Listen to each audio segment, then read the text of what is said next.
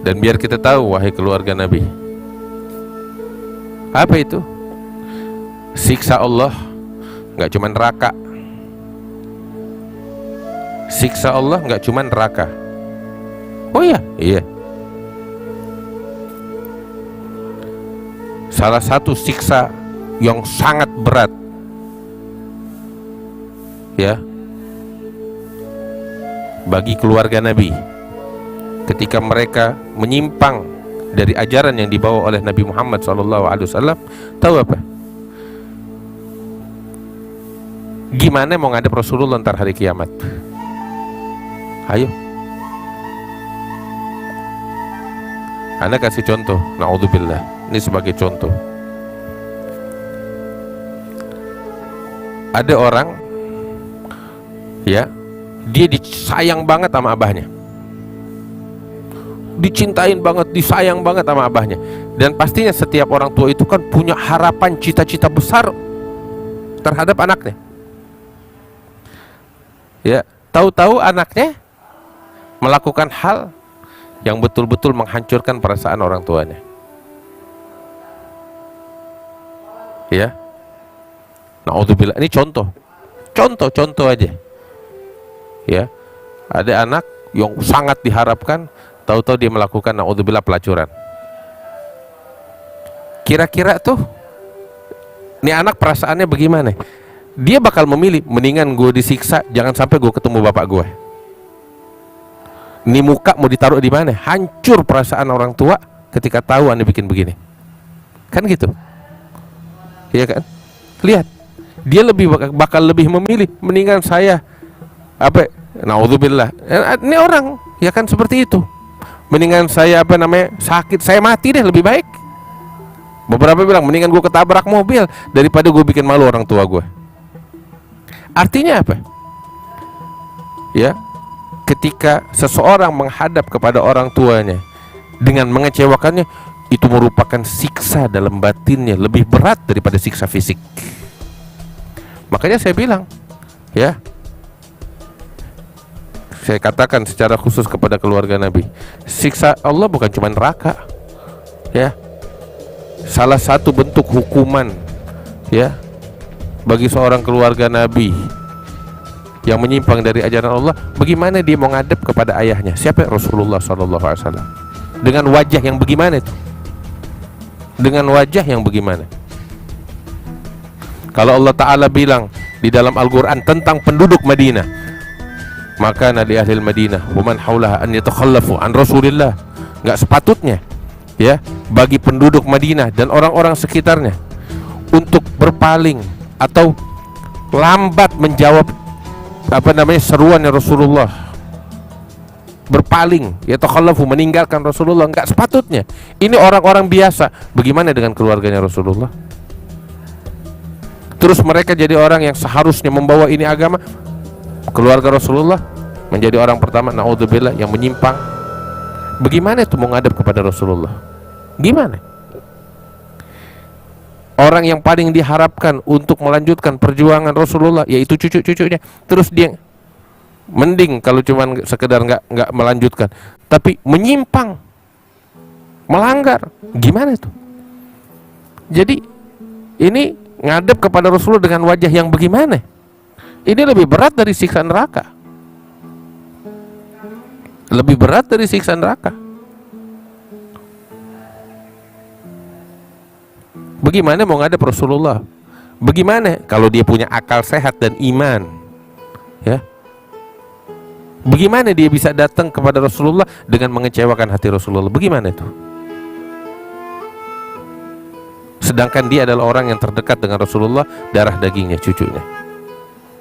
Jadi jangan kita sombong, kita bangga, oh saya keluarga Nabi, mau bikin apa aja. Na'udzubillah. Nggak punya iman, nggak punya akal sehat. Duduk renungin, bagaimana ngadep kepada Rasulullah? Punya muka dengan apa? Bagaimana itu mau ngadep Rasulullah? Dengan wajah yang bagaimana? Lebih berat itu daripada siksa api neraka. Lebih berat. Tahu gak? Ketika Nabi Muhammad SAW bilang kepada seseorang, Ghayyib wajhak anni. Lu jangan perlihatin muka lu kepada gue deh, gue gak mau lihat muka lu. Kalau Nabi bilang begitu enak gak? Bisa hidup? Gak bisa hidup. Kalau Nabi udah kecewa sama seseorang, wah, kalau begitu bagaimana itu? Bagaimana dia bisa hidup?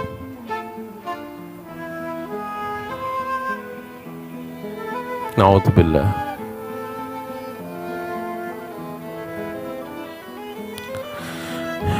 Karena itu, ini anugerah adalah karunia besar dari Allah kalau ditunaikan hak-haknya.